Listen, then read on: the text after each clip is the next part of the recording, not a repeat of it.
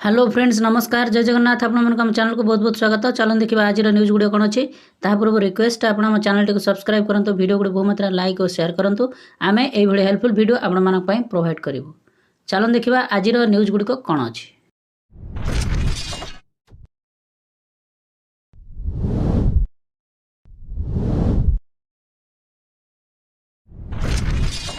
यही न्यूज अच्छी देखु गणशिक्षा विभाग आउ एक निष्पत्ति प्राथमिक और उच्च प्राथमिक स्कूल पिलांकर यूनिफॉर्म रंग बदल। तेणु बर्तमान आउ गोटे न्यूज आसी पहुँची प्राथमिक और उच्च प्राथमिक स्कूल यूनिफॉर्म गुड़िक बदल दिज्व। निकट राज्य सरकार हाईस्कल पिलांकर यूनिफॉर्म को एक बड़ निष्पत्ति नहीं नवम दशम श्रेणी छात्र छात्री मानकर यूनिफॉर्म रंग बदलवा नहीं पदक्षेप ग्रहण करा। पूर्वर पिला माने सबुज रंगर यूनिफॉर्म पिंधुला बेले एबे बादामी रंगर पोशाक पिंधिबा नहीं कहुला। समस्त सरकारी और सरकारी अनुदान प्राप्त स्कूल छात्र छात्री नुआ बादामी रंगर यूनिफॉर्म परिधान करेंगे। राज्य सरकार तरफ यह समस्त स्कूल को यूनिफॉर्म जोगाई दिज्व। एने स्कूल और गणशिक्षा विभाग पक्षर माध्यमिक शिक्षा निर्देशालय को चिट्ठी लिखा जाइतिला।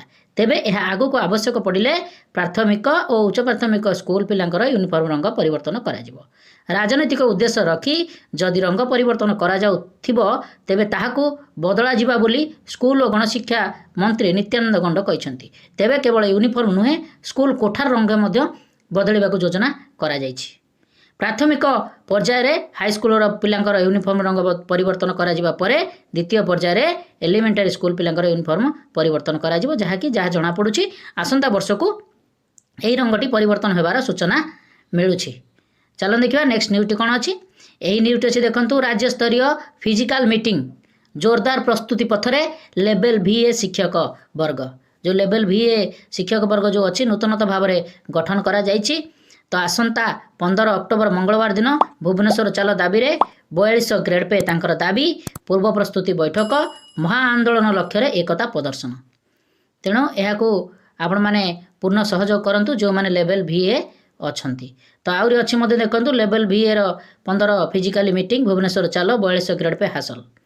तो ये आहरी देखु लेवल VA टीचर्स एसोसिएशन अवहेलित शिक्षकों महामेंट लेवल VA शिक्षक संगठन तरफ आसंता अक्टोबर 15 तारिख में भुवनेश्वर ठारे एक बैठक करा जाई सरकार को दाबी पत्र प्रदान करा कोर कमिटी बैठक में निष्पत्ति निया जाइछि। एही परिप्रेक्षी में ओडिशार समस्त ब्लॉकर समस्त जिलार लेवल VA नेतृत्व और समस्त लेवल VA शिक्षक शिक्षयित्री मानक एकाठी हेबाकु आह्वान दिया जाइछि।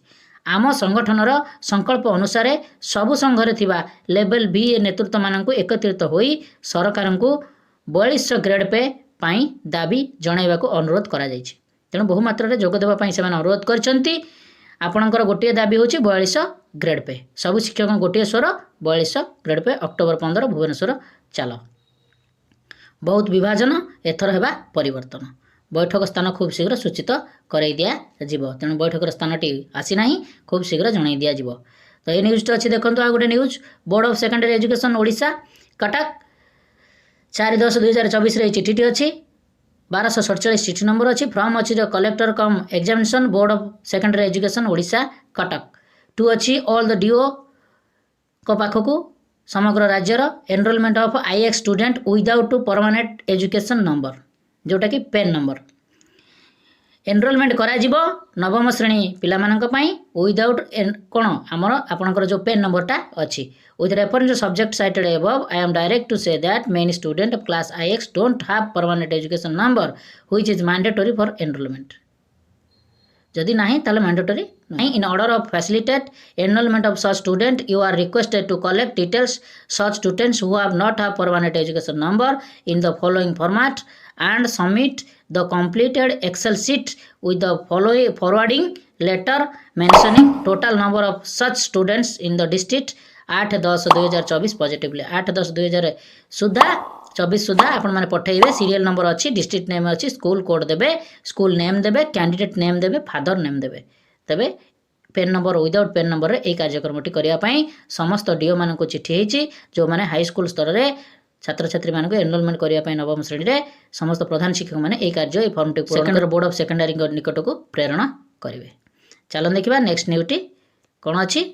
यही न्यूज़ अच्छी देखो यूडाइस प्लस स्टूडेंट प्रोफाइल रे EP एंड FP ता 5/10/2024 सुधा अपडेट करंतु। ତେଣୁ ଏଥିରେ ଗୋଟେ ଗୁରୁତ୍ୱପୂର୍ଣ୍ଣ ନ୍ୟୁଜ୍ ଆସିଛି, ତାହାକୁ ଅପଡେଟ୍ କରେଇ ନିଅନ୍ତୁ ତୁରନ୍ତ। ଚାଲନ୍ତୁ ଦେଖିବା ନେକ୍ସଟ ନ୍ୟୁଜ୍ଟି କ'ଣ ଅଛି। ନିଯୁକ୍ତି ପରୀକ୍ଷାରେ ଅନିୟମିତତା, ବାତିଲ କର ଆର୍ଆଇ ଅମିନ ପରୀକ୍ଷା।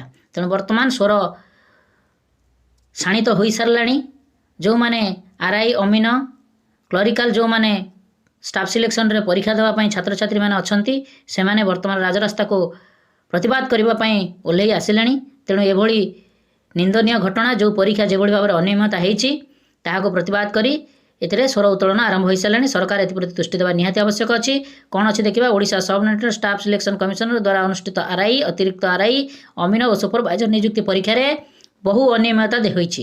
2024 ସେପ୍ଟେମ୍ବର 20 ତାରିଖରୁ ଏକ ଘରୋଇ ସଂସ୍ଥା ଦ୍ୱାରା ଅନଲାଇନ୍ ରାଜ୍ୟବ୍ୟାପୀ ଚାଲିଥିଲା ଏହି ନିଯୁକ୍ତି ପରୀକ୍ଷାରେ ଅନିୟମିତତା ନେଇ ଆଶାୟୀ ପ୍ରାର୍ଥୀମାନେ ନିରାଶ ହୋଇଛନ୍ତି। ଏହାର ପ୍ରତିବାଦ ଆଜି କଟକରୁ ଆରମ୍ଭ ହୋଇଛି। ଓଡ଼ିଶାର ଏଗ୍ନଷ୍ଟ କର୍ପୋରେସନ ସଂଗଠନର ଆହ୍ୱାନରେ ଶତାଧିକ ଆବେଦନରତ ପରୀକ୍ଷାର୍ଥୀ କଟକ ନେତାଜୀ ଟର୍ମିନାଲ ବାହାରି ଜିଲ୍ଲାପାଳଙ୍କ କାର୍ଯ୍ୟାଳୟରେ ବିକ୍ଷୋଭ ଓ ଧରଣାରେ ବସିଥିଲେ। ସରକାର ତୁରନ୍ତ ଉକ୍ତ ପରୀକ୍ଷାକୁ ବାତିଲ କରି ସ୍ୱଚ୍ଛତା ବଜାୟ ରଖିବା ଲାଗି ପୁନଃ ପରୀକ୍ଷା ଆୟୋଜନ କରାନ୍ତୁ ବୋଲି ସଂଗଠନ ଆବାହକ ବିଭୂତିଭୂଷଣ ମହାପାତ୍ର ଦାବି କରିଛନ୍ତି। 400ରୁ ଅଧିକ ପରୀକ୍ଷାର୍ଥୀ ଅସହ୍ୟ ଗୁଳୁଗୁଳିରେ ଜିଲ୍ଲାପାଳଙ୍କ କାର୍ଯ୍ୟାଳୟ ସମ୍ମୁଖରେ ପ୍ରତିବାଦ ଜଣାଇଥିଲେ। ଏହି ଅବସରରେ ପ୍ରତିବାଦକାରୀମାନେ ମୁଖ୍ୟମନ୍ତ୍ରୀଙ୍କ ଉଦ୍ଦେଶ୍ୟରେ ଜିଲ୍ଲାପାଳଙ୍କୁ ସ୍ମାରକପତ୍ର ପ୍ରଦାନ କରିଛନ୍ତି। ସୂଚନାଯୋଗ୍ୟ, ଆର୍ଆଇ, ଅତିରିକ୍ତ ଆର୍ଆଇ, ଅମିନ ଓ ସୁପରଭାଇଜର ପଦବୀ ପାଇଁ 5,50,000ରୁ ଅଧିକ ଆଶାୟୀ ଆବେଦନ କରିଥିଲେ। ନିଯୁକ୍ତି ଲାଗି ସେପ୍ଟେମ୍ବର 20 ତାରିଖରୁ ଆରମ୍ଭ ହୋଇଥିବା ଏହି ଅନଲାଇନ୍ ପରୀକ୍ଷା ଅକ୍ଟୋବର 8 ତାରିଖ ପର୍ଯ୍ୟନ୍ତ ଚାଲିବ। ଏହି ପରୀକ୍ଷାର ଆୟୋଜନ ଓ ପରିଚାଳନାରେ ଘୋର ଅନିୟମିତତା ହୋଇଥିବାରୁ ଅଭିଯୋଗ ହୋଇଛି। ପରୀକ୍ଷା କେନ୍ଦ୍ରରେ ପରୀକ୍ଷାର୍ଥୀଙ୍କୁ ଯାଞ୍ଚ କରିବା ଠାରୁ ଆରମ୍ଭ କରି କମ୍ପ୍ୟୁଟରର ପରୀକ୍ଷା କରାଇବା ଆଦିରେ ବ୍ୟାପକ ଅନିୟମିତତା ହୋଇଛି। ଏହି ପଛରେ ଏକ ରାକେଟ୍ ସକ୍ରିୟ ରହିଛି। ପରୀକ୍ଷାରେ ପାସ୍ କରାଇ ନିଯୁକ୍ତି ଦେବା ପାଇଁ ସେଣ୍ଟର ମାଧ୍ୟମରେ ଲକ୍ଷାଧିକ ଟଙ୍କା କାରବାର ହେଉଛି ବୋଲି ସଂଗଠନ ପକ୍ଷରୁ ଅଭିଯୋଗ ହୋଇଛି। ବୌଦ୍ଧ, ଭୁବନେଶ୍ୱର, ନୟାପଲ୍ଲୀ ଆଦି ଅନେକ ସେଣ୍ଟରରେ ଗଫଲତି ଧରା ପଡ଼ିଛି। ଏକ ସେଣ୍ଟରରେ ତୃତୀୟ ସିଫ୍ଟରେ ପରୀକ୍ଷା ଅପରାହ୍ନ 3ଟା30ରୁ ଆରମ୍ଭ ହୋଇ 5ଟା ମଧ୍ୟରେ ଶେଷ ହେବା ପରେ ମଧ୍ୟ ଉକ୍ତ ସେଣ୍ଟରରେ ସମାନ ପ୍ରଶ୍ନପତ୍ରରେ କିପରି ପରୀକ୍ଷା ଆୟୋଜନ କରାହେଉଥିଲା, ତାହାକୁ ନେଇ ପରୀକ୍ଷାର୍ଥୀମାନଙ୍କର ମନରେ ପ୍ରଶ୍ନ ପଚାରିଛନ୍ତି। ପରୀକ୍ଷା ପରିଚାଳନା କରୁଥିବା ଘରୋଇ ସଂସ୍ଥା ଅନ୍ୟ ରାଜ୍ୟର କଳା ତାଲିକାଭୁକ୍ତ ହୋଇଥିବା ବେଳେ ଓଡ଼ିଶାରେ କିପରି ଉକ୍ତ ସଂସ୍ଥାକୁ ନିଯୁକ୍ତି ପରୀକ୍ଷା ଲାଗି ସୁଯୋଗ ଦିଆଯାଉଛି, ତାହା ଗୋଟିଏ ପ୍ରଶ୍ନବାଚୀ ଉଠାଇଛନ୍ତି ପ୍ରାର୍ଥୀମାନେ। ତେଣୁ ଏହା ପ୍ରତି ନିଶ୍ଚିତ ଭାବରେ ସରକାର ଦୃଷ୍ଟିକ୍ଷେପଣ କରିବା ଆବଶ୍ୟକତା ଅଛି। ଚାଲନ୍ତୁ ଦେଖିବା ନେକ୍ସଟ ନ୍ୟୁଜ୍ଟି କ'ଣ ଅଛି। ଏହି ନ୍ୟୁଜ୍ଟି ଅଛି ଦେଖନ୍ତୁ। କର୍ମଚାରୀ, ଛାତ୍ରଛାତ୍ରୀ ଓ ବିଧାୟକ ଧୋତି ଶାଢ଼ୀ ପିନ୍ଧନ୍ତୁ। ଏହା ଗୋଟେ ଭଲ ପଦକ୍ଷେପ। ନିଶ୍ଚିତ ଭାବରେ ଭାଷାର ସୁରକ୍ଷା ସହିତ ସଂସ୍କୃତିର ସୁରକ୍ଷା ଓ ପରମ୍ପରାର ସୁରକ୍ଷା ପାଇଁ ରାଜକୋଷରୁ ଅର୍ଥ ବରାଦ କରାଯାଉଛି। ଓଡ଼ିଶାର ଅସ୍ମିତା ପାଇଁ ଯେଉଁ କାର୍ଯ୍ୟପନ୍ଥା ଗ୍ରହଣ କରାଯାଉଛି, ବୋଧହୁଏ ସରକାର ଭୁଲି ଯାଇଛନ୍ତି। ତେଣୁ ରାଜ୍ୟ ସରକାର ସମସ୍ତ ସରକାରୀ କର୍ମଚାରୀ, ବିଦ୍ୟାଳୟ, ମହାବିଦ୍ୟାଳୟ, ବିଶ୍ୱବିଦ୍ୟାଳୟରେ ସପ୍ତାହକୁ ଥରେ ପୁରୁଷମାନେ ଧୋତି, ପଞ୍ଜାବୀ ଓ ମହିଳାମାନେ ଶାଢ଼ୀ ପରିଧାନ କରିବା ପାଇଁ ନିର୍ଦ୍ଦେଶନାମା ଜାରି କଲେ ଏକ ନୂତନ ପରମ୍ପରା ସୃଷ୍ଟି ହେବା ସହିତ ଓଡ଼ିଆଙ୍କ ବେଶ ପୋଷାକର ପରମ୍ପରା ବଜାୟ ରହିପାରିବ। ଏହା ବ୍ୟତୀତ ସମସ୍ତ ବିଧାୟକ, ମନ୍ତ୍ରୀ, ମୁଖ୍ୟମନ୍ତ୍ରୀ ବିଧାନସଭା ଚାଲୁଥିବା ସମୟରେ ଅଥବା ଅଫିସକୁ ଆସୁଥିବା ସମୟରେ ସପ୍ତାହକୁ ଥରେ ଧୋତି, ପଞ୍ଜାବୀ ଶାଢ଼ୀ ପରିଧାନ କରିବାର ନିଖିଳ ଓଡ଼ିଶା ପାଇକ ମହାସଂଘ ରାଜ୍ୟ ସଭାପତି ଅଶୋକ କୁମାର ପାଲଟାସିଂ ମାନ୍ୟବର ମୁଖ୍ୟମନ୍ତ୍ରୀଙ୍କୁ ଏକ ଅନୁରୋଧ ପତ୍ର ଜଣାଇଛନ୍ତି। ବିଦ୍ୟାଳୟ, ମହାବିଦ୍ୟାଳୟ, ବିଶ୍ୱବିଦ୍ୟାଳୟର ସମସ୍ତ ଛାତ୍ରଛାତ୍ରୀମାନେ ଧୋତି, ପଞ୍ଜାବୀ ସହିତ ଛାତ୍ରୀମାନେ ସପ୍ତାହକୁ ଥରେ ଶାଢ଼ୀ ପରିଧାନ କରି ଆସିବା ଦ୍ୱାରା ବୁଡ଼ିଯାଇଥିବା ପରମ୍ପରା ପୁନରାୟ ଉଜ୍ଜୀବିତ ହୋଇପାରିବ। ଏହା ଗୋଟିଏ ଭଲ ପଦକ୍ଷେପ। ମୁଖ୍ୟମନ୍ତ୍ରୀଙ୍କୁ ଏହାକୁ କାର୍ଯ୍ୟକାରୀ କରିବା ସହିତ ନିଜେ ସପ୍ତାହକୁ ଥରେ ପରିଧାନ କଲେ ଓଡ଼ିଆ ଅସ୍ମିତାର ପରିଚୟ ପ୍ରଦାନ କରାଯାଇପାରିବ। ତେଣୁ ଏହା ଗୋଟିଏ ଭଲ ପଦକ୍ଷେପ। ତେଣୁ ଏଥିରେ କୌଣସି ଦ୍ୱିମତ ହେବାର ନାହିଁ, ଯାହାକି ଓଡ଼ିଆ ପରମ୍ପରା, ଆମର ଓଡ଼ିଆ ଅସ୍ମିତାର କଥା। ତେଣୁ ଏହି କଥାଟାକୁ ଉଠାଇଛନ୍ତି ଯିଏ, ତାଙ୍କୁ ବହୁତ ବହୁତ ଧନ୍ୟବାଦ। ଏଭଳି କାର୍ଯ୍ୟକ୍ରମ ହେଲେ କିଛି ଓଡ଼ିଆ ବୋଲି ଆମେ ଗର୍ବ ନିଜକୁ କରିବା, ଦେଶ ରାଜ୍ୟରେ ଆମ ନାଁ ଉପସ୍ଥାପନ ହୋଇପାରିବ। ଯାହା ହେଉ ଓଡ଼ିଆ ଅସ୍ମିତାକୁ ସେମାନେ ବଜାୟ ରଖିଛନ୍ତି। ଚାଲନ୍ତୁ ଦେଖିବା ନେକ୍ସଟ ନ୍ୟୁଜ୍ଟି କ'ଣ ଅଛି। ଏହି ନ୍ୟୁଜ୍ଟି ଅଛି ଦେଖନ୍ତୁ।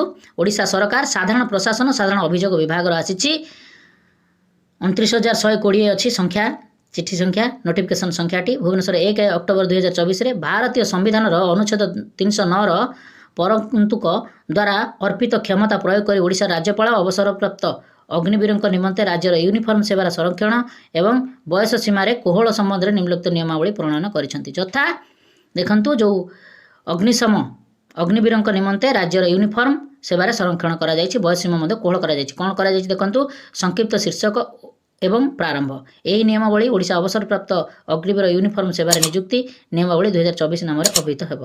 ଓଡ଼ିଶା ଗେଜେଟରେ ପ୍ରକାଶିତ ହେବ ତାରିଖଠାରୁ ଏହା କାର୍ଯ୍ୟକାରୀ ହେବ। ସଂଜ୍ଞା କ'ଣ ଦେଖନ୍ତୁ।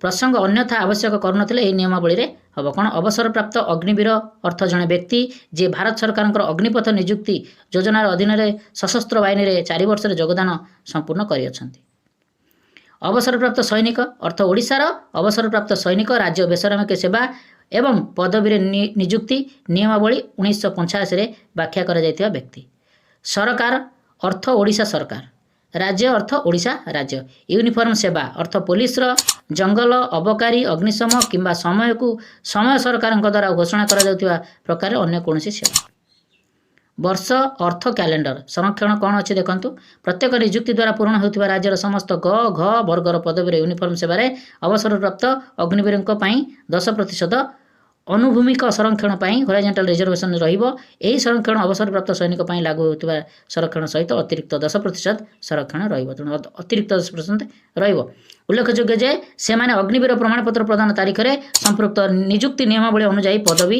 निर्धारित सर्वनिम्न योग्यता पूरण करने आवश्यक तो कौन अच्छी देखा पूर्वर सैनिक लागू होता संरक्षण सहित उपरोक्त संरक्षण दिज्व बयस सीमार कोहल कौन कर राज्यर प्रत्येक नियुक्ति द्वारा पूरण होता राज्यर समस्त ग एवं घ वर्गर पदवीर यूनिफॉर्म सेवार अवसरप्राप्त अग्निवीर निमंते निर्धारित बयस सीमा को 3 वर्ष कोहल कर 3 वर्ष पर्यटन कोहल कर शारीरिक दक्षता परीक्षार अब्याहति दिज्व यूनिफॉर्म सेवार नियुक्ति संग्रह पद्धति और सेवा शर्तावली को नियंत्रण करुवा प्रासंगिक नियमावली जहाँ किसी सत्वे अवसरप्राप्त अग्निवीर शारीरिक दक्षता परीक्षार अब्याहत दिज्व राज्यपाल आदेश क्रमे तेणु ए अतिरिक्त मुख्य शासन सचिव चिठीटी करिसेंती जहाँ एथिरे बहुत किछि परिवर्तन करा जायछि जहाँ कि सेमाने बहुत सुविधार उपभोक्ता होई पारिबे। चलन देखिबा नेक्स्ट न्यूज़टी कौन अछि।